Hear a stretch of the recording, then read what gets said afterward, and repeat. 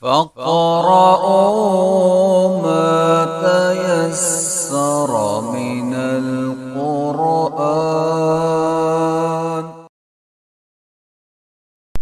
أعوذ بالله من الشيطان الرجيم. بسم الله الرحمن الرحيم. ألم تر إلى الذين أوتوا نصيبا من الكتاب يؤمنون بالجبت والطاغوت ويقولون للذين كفروا هؤلاء أهدى من الذين آمنوا سبيلا. أولئك الذين لعنهم الله، ومن يلعن الله فلن تجد له نصيرا.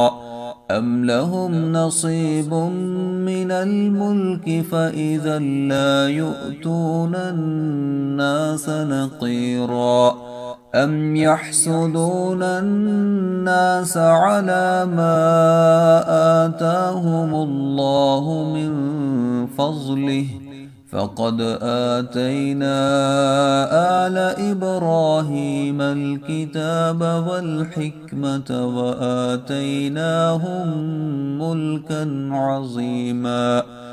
فمنهم من آمن به ومنهم من صد عنه، وكفى بجهنم سعيرا. إن الذين كفروا بآياتنا سوف نصليهم نارا كلما نضجت جلودهم بدلناهم جلودا غيرها ليذوقوا العذاب. إن الله كان عزيزا حكيما. والذين آمنوا وعملوا الصالحات سندخلهم جنات تجري من تحتها الأنهار خالدين فيها أبدا. لهم فيها أزواج مطهرة وندخلهم ظلا ظليلا. إن الله يأمركم أن تؤدوا الأمانات إلى أهلها وإذا حكمتم بين الناس أن تحكموا بالعدل. إن الله نعم يعظكم به.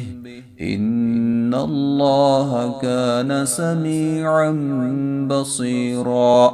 يا أيها الذين آمنوا أطيعوا الله وأطيعوا الرسول وأولي الأمر منكم.